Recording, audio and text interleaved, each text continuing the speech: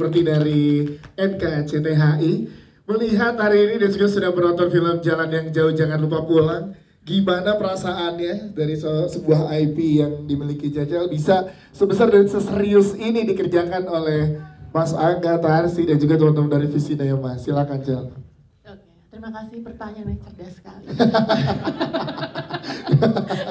Terima kasih banyak sudah hadir sore ini. Ini yang ditunggu setelah 3 tahun. NKCTHI rilis akhirnya bertemu lagi, hadir di ruangan ini. Perasaan pasti klise. Udah kata Bang Mas jawab, biasa aja sih, nggak ya? Perasaannya pasti kayak perasaanku di luar, aku nggak punya ekspektasi. Oke. NKCTHI itu sudah memenuhi ekspektasi terakhir kemarin. Aku nggak buat ekspektasi gimana-gimana lagi. Ada pemikiranku, aduh dibikin kedua, ketiga, maksa nggak ya? Ini kayak cuma bisnis doang nggak ya? Atau apa nggak ya? Ternyata setelah aku baca skripnya, sampai ke proses, sampai hasil aku nonton, aku sadar memang pesan ini perlu disampaikan. Pesan ini masih relevan dan memang ini benang merah dari NKCTHI mau disampaikan. Jadi saat nonton film itu lega. Kok nggak nyimak sih? Nyimak dong. Kemana sama Mario, Mas Rio? Karena Kuping selalu kesini. Biar cair, ya. Iya. Untung udah sama Cecel. Padahal gue lagi nanya pertanyaan berikutnya ke Cecel. Iya, gue takutnya lo tanya doang, tapi lo gak pengen tahu jawabannya. Kebetulan mata saya juling ya, jadi satu ke sana, satu ke sana. Nanti kita tes ya terakhir. Iya dong, saya diulang apal nih jawaban dari Mas Angga pertama juga saya masih hafal. Ya. Lanjut. Ya gitu, rasanya lega karena ada ketakutan kalau ini dieksploitasinya sekedar untuk uang semata atau bisnis semata. Ternyata enggak. Ternyata kita ketemu dengan orang yang tepat, Visinema dan semua orang di balik layar ini memberikan yang terbaik untuk bayiku tadinya. Sekarang bukan cuma bayiku, ini jadi bayi bersama orang-orang dan cerita ini milik banyak orang. Dan semoga teman-teman yang hadir di sini ngerasa ini bagian dari kalian juga. Amin, siap, terima kasih Cecel. Tapi kan juga banyak teman-teman fans di luar sana, fans dari NKCTHI. Apa Cel yang mau disampaikan buat teman-teman? Tapi yang tadi lo nangkep ya? Oh, nangkep banget. Luar biasa. Oke. Saking nangkepnya ya. Saking nangkep itu London berasa rumah gue juga. Oh, kelihatan. Kelihatan kan? Silakan Cel, kan ada fanpage mungkin bisa disampaikan dari teman-teman media di sini untuk ke seluruh fans dari NKCTHI. Harapannya pasti kalau ini kan start, temen aku di sebelah suka ngobrol nih, aku tegur dulu ya. Udah. Kata Cecel tuh adil ya, gak cuma host ya, tapi temen pemain juga ditegur kalau nggak perhatiin. Kita dengerin Cel, sorry. Iya, Awan emang ngajak ngobrol mulu. Biar cair ya. Oke, lanjut. Ya, pastinya harapan dari hari pertama 2016 aku tulis karya itu, aku berharap pesan baik itu bisa menular berlipat ganda lewat medium-medium lainnya. Dan saat karya ini dirilis, pasti besar harapannya bisa sampai ke banyak orang. Bisa bawa pesannya ke keseharian, mengubah hidup teman-teman, setidaknya 1% aja, jadi hidup aku, hidup teman-teman di sini ada gunanya lah. Jadi titip salam untuk sampaikan pesan baik kalau memang berkenan. Itu dia. Marcella F. Tepuk tangan dong untuk Cecel. Thank you. Kita ke para pemain sekarang, dimulai dari Sheila dan juga yang sudah ada di sebelahnya langsung. Ya, udah. Kenapa terlambat? Iya, kenapa terlambat? Boleh dijelaskan tadi? Biar ngambil spotlight. Oh, jadi emang sengaja. Aku butuh itu. Karena ini sebagai anak tengah kan permasalahan dari Aurora ini banyak banget ya. Dan tadi di sini ada yang relate tahu tadi Mas Ais, mana Mas Ais nangis tuh nih, Mas Ais. Tuh, katanya relate banget ya sebagai anak tengah ya. Dan juga ya teman-teman media tadi yang juga sudah nonton ini sebenarnya karakter Aurora di sini kalau menurut seorang Sheila sendiri ke developnya seperti apa sih, proses pendewasannya seperti apa di film ini? Silakan.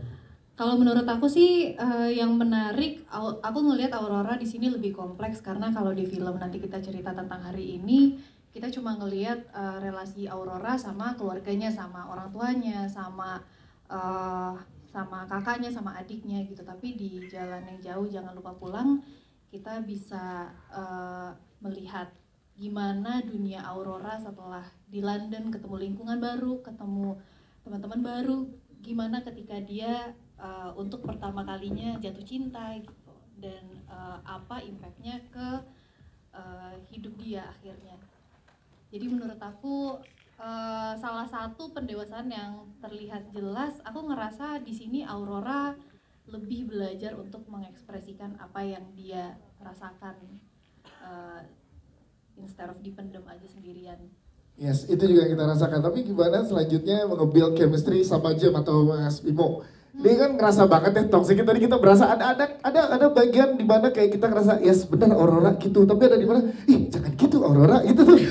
Ada juga bagian gitu. Nah itu gimana ngobrol berdua sama Bimonya buat ngobrolin tentang toxic relationship ini? Wah susah banget sih Bimo.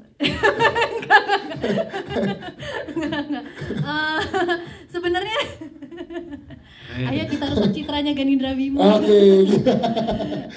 Udah sih gak usah lu tambahin. Coba gimana? Sebenarnya gampang banget untuk build chemistry sama Bimo untuk diskusi karena memang sebelum di judul ini kita udah pernah kerja bareng. Ya. Jadi kita juga udah temenan, jadi diskusinya lebih nyaman, lebih terbuka.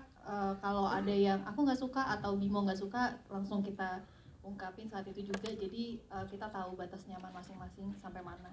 Oke, persahabatan Hani, Kit, dan juga Aurora ini juga jadi perhatian teman-teman juga pada saat tadi kita nonton. Kalau dari pandangan dari kacamata Aurora sendiri gitu, persahabatan seperti apa sih yang ke-build antara Aurora, Hani, dan juga Kit di jalan yang jauh jangan lupa pulang ini?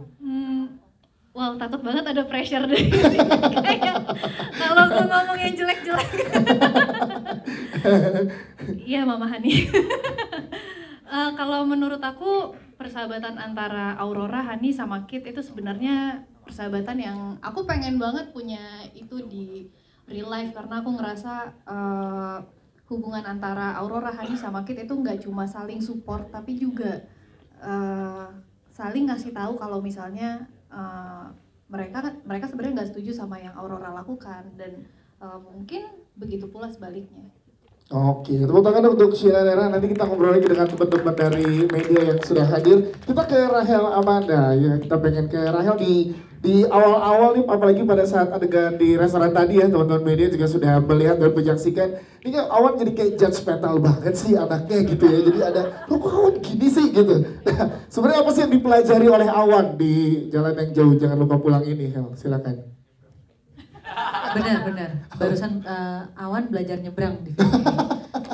Bisa nyebrang kan? Iya, dilihatin sama Mas Angkasa ternyata tadi. Iya, terus apa ya? Mungkin Awan kayaknya ya dia belajar setelah mungkin di film NKCTHI dia banyak melalui berbagai hal dan kejadian gitu. Dia jadi lebih udah mulai punya pendirian kali ya gitu. Kalau di awal kan mungkin dia masih oke deh, orang tuanya mau nganterin ngikut segalanya. Nah sekarang dia udah punya prinsip, udah punya pandangan sendiri. Ya jadinya mungkin dia juga jadi lebih berani gitu untuk nge-confront kakaknya gitu. Tapi di saat yang sama bukan dia cuma hanya berani konfront, tapi ya mungkin bisa tadi teman-teman media juga udah lihat gitu bahwa di sini mungkin Awan juga yang menjadi salah satu orang yang paling sadar duluan gitu tentang oh ya udah deh ternyata memang kakak gue punya pandangan yang beda daripada apa yang gue dan mas gue lihat gitu dan ya udah nggak apa-apa pilihan orang beda aja gitu. Jadi lebih galak tapi juga jadi lebih dewasa. Nah, tapi ada satu dialog yang juga kita buat kayak dari segi persaudaraan kalian bertiga gitu ya. Ada penebalan yang tadi dibilang sama Mas Angkasa, ya kan aku nggak kenal orang. Terus Awan bilang, jangan-jangan kita yang nggak saling kenal. Nah, ini jalan yang jauh jangan lupa pulang nih. Melihat segi persaudaraan sih itu seperti apa sih sebenarnya? Ya gitu. Lu kita banyak mikir loh, iya. Ya gitu. Jangan-jangan kita kenal saudara kita sendiri. Iya, gini. Ya bener sih, ya gitu. Iya. Ya, dah. Gitu ya? Kan, so dijelasin lagi ya? Iya, udah nangkep lah, udah ngerti lah ya Walaupun gitu. beda-beda gak apa-apa ya nangkep ya. Iya, gitu. Siap. Rahel Amanda, tepuk tangan untuk Rahel Amanda. Kita ke abang paling tua, Abang Angkasa, atau Mas Rio Dewanto. Halo. Halo, apa kabar? Mas Rio Dewanto, kita pengen nanya juga di sini. Ya. Nih, protektif banget sama adik-adiknya. Tadi ada kata-kata di sini juga faktornya bikin angkasa kayak gitu apa? 2 kali loh Aurora bilang, Awan juga bilang, kamu kayak kok jadi kayak ayah sih gitu. Iya, mungkin karena di film ini nggak ada orang tua kita, hanya kami bertiga. Jadi kemudian sosok angkasa secara nggak langsung dan secara tidak dia sadari dia menggantikan posisi ayahnya gitu yang semuanya pengen dia kontrol dan pengen semua maunya dia, nggak memikirkan apa maunya Aurora gitu, dan akhirnya ya itu keluarlah kalimat kayaknya kita emang nggak kenal Aurora ya. Dan tapi yang saya dapetin bahwa dan pulang ke Jakarta kita harus merubah aktenya Aurora karena dia jadi tamu di rumah. Iya, kamarnya jadi kamar tamu. Iya. Emang udah mau ngambil kamar aku apa gimana ya Mas? Loh kan saya nggak punya kamar ya, di apartemen. Iya. Tamu sekarang Wan. Iya. Iya, menarik. Tapi pandangan sebagai kakak pertama dari Mas Angkasa sendiri dan persaudaraan di Jalan yang Jauh Jangan Lupa Pulang, seperti apa pandangan sebagai anak pertama kan di sini? Seneng banget sih ngelihat adik-adikku ini udah tumbuh dewasa. Salah satunya Awan tetap karena dia pusat dunia.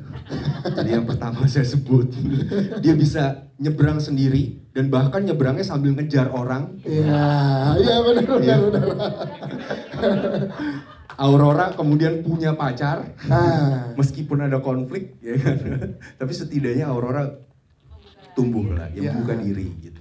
Ya. oke, tepuk tangan dong untuk Mas Rio Dewanto. Nanti kita ngobrol lagi dengan teman-teman media. Kita ke Janindra Bimo sebagai Jam.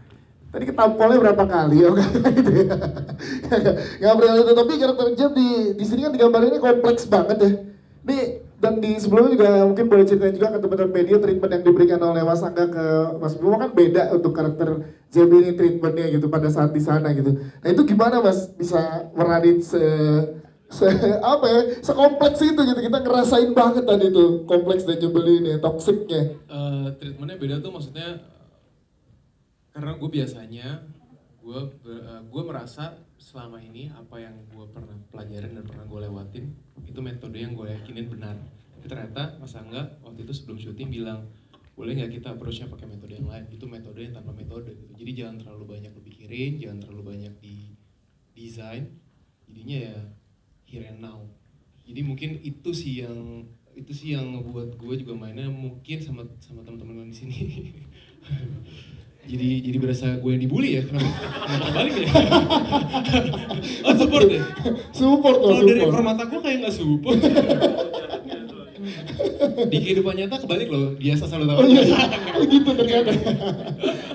Ya mungkin itu sih, itu menurut gue itu salah satu kemerdekaan baru yang dikasih sama sutradara untuk pemainnya, supaya pemainnya juga yang mau bertumbuh gitu kan, grow mentality lah. Pada saat di sana produksi sulit nggak berarti shifting dari emosi yang meledak-ledak kemudian jadi yang lembut kayak gitu, sulit nggak pada saat di sana dengan metode tanpa metode ini?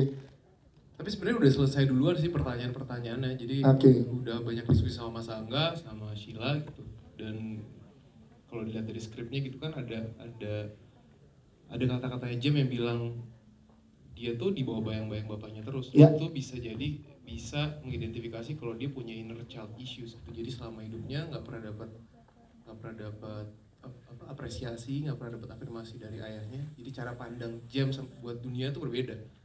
Masalahnya Jem belum selesai sama dirinya, dia pacaran sama Aurora gitu. Jadi toksiknya tuh ke bawah. Nah tadi kalau pertanyaannya soal gimana sulitnya switch on off marah ke lovey-dovey, sebenarnya yang paling susah bukan itu. Yang paling susah adalah scene baca buku, bro. Gue ada scene baca buku di taman, susah banget buat gue. Kenapa gitu? Karena gue biasa megang dumbbell, megang buku. Kebalik, buku kebalik. Gue pikir dia anak jenius gitu ya. Kalau baca buku kebalik. Gak taunya emang salah. Lu baca buku 4 kali tag, bro. Mas Angga mungkin mau menambahkan tuh karakter Jem. Bimo tuh yang terakhir masuk. Dan di castingnya waktu pas kita lagi di London. Jadi Bimo tuh di casting pakai telepon, nggak pakai kamera. Jadi ini menarik ya mikirnya. Gue lagi di museum gitu, lagi di museum terus nggak boleh ngomong banyak sama keras-keras. Gue cuma bilang sama Bimo, mau di casting. Pokoknya nanti lo ketemu sama Tersi, sama Sheila, direkam. Padahal gue gak pernah lihat rekamannya sebenarnya. Sampai sekarang.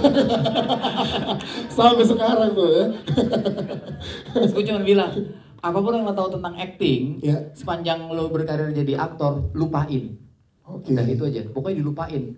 Gak ada yang bener. Gitu. Pokoknya ulang lagi dari awal. Oke. Gitu. Ulang lagi dari awal, lo datang ke tempat itu kayak nggak tahu apa-apa, karena lo nggak akan tahu apa-apa juga karena nggak ada skripnya gue bilang. Bener, jadi dia di casting nggak ada skripnya. Jadi nggak cuma ke script development yang punya experience baru, ke pemain juga treatment baru-baru semua ya. Oke, Mas Angga, thank you Mas Angga. Tapi jujur ya, ini experience film terbaik gue selama hidup gue. Oke, lu tangan dong. Keren. Dia tahu karena gue mau bikin film baru. Iya.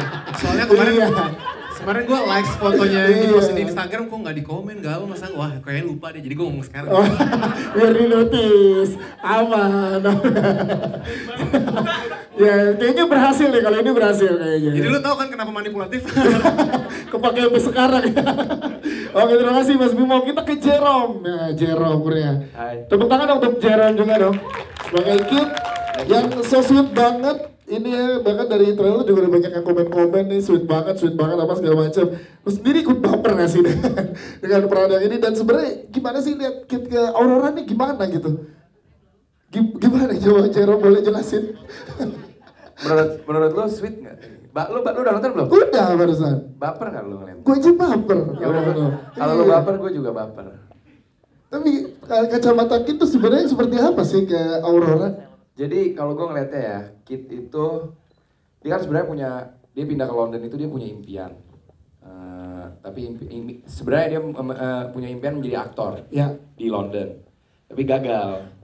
Nah, dan dia sudah menyadari itu bahwa dia sudah gagal meraih impiannya. Dan satu hari dia ketemu dengan seseorang yang masih mempunyai impian yang masih ingin diraih, which is Aurora. Nah, dan dari situ dia pengen banget melihat Aurora untuk meraih impiannya. Kayak gitu. Makanya dia dengan sepenuh hati membantu Aurora, tapi tidak dengan cara menggurui, hanya dengan cara support. Karena dia tahu setiap orang pasti punya jalannya sendiri. Tapi support sweet itu tuh fan friendly gesture atau ya karena kan sambil ngasih makanan sambil gimana sih tadi Jerome yang gini tuh di meja makan, gue nggak bisa seinian lo sih, ini lo ngetip gitu, nah iya gitu tuh, nah gitu ngasih makan gitu kan nggak friendly gesture gitu Mas Angga yang dimainin oleh Kit. Gue gak tau kenapa kayak orang bully itu suka gitu-gitu. Oke. Gue ikutin aja. Lagi dong.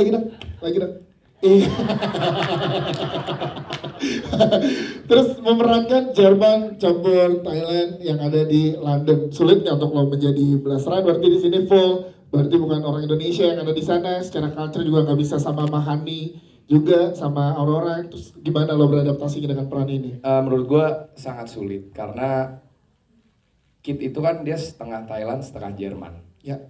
Namun dia tumbuh besar di Jerman. Secara nggak langsung dia berarti orang Jerman. Tapi orang Jerman yang masih muda berarti bisa bahasa Inggris biasanya. Apalagi dia ingin menjadi aktor. Berarti dia bahasa Inggrisnya harus bagus, ya kan? Nah di situ gue mau mencari tahu kira-kira bahasa Inggris dengan aksen apa yang dia pakai gitu. Kalau terlalu Jerman kayaknya nggak mungkin, terlalu British juga nggak mungkin gitu. Tapi untungnya kita bersama-sama diskusi dengan Mas Angga, dengan Tersi, dengan pemain-pemain yang lain, dengan penulis juga kayak kira-kira segimana fasinya ya bahasa Inggris tuh kayak gimana sih? Nah itu kesulitan. Tapi akhirnya ya nggak tahu kayaknya oke nggak sih? Gimana teman-teman?